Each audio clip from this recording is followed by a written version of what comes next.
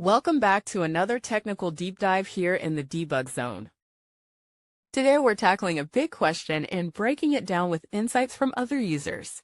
Hopefully this clears up some misconceptions and helps you get the answer you need. So buckle up, stay a little curious, and let's jump right in.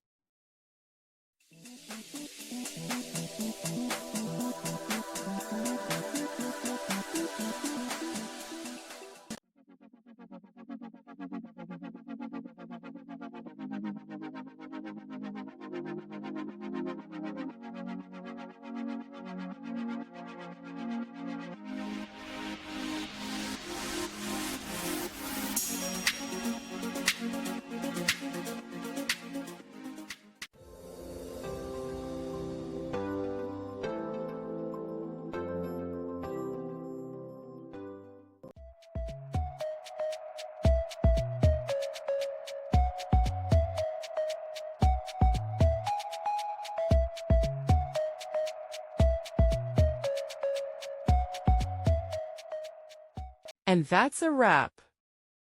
I hope you found the answer you were looking for. If you did, take a second to hit that subscribe button. It really helps out. And let me know in the comments which solution worked best for you. See you next time in the debug zone.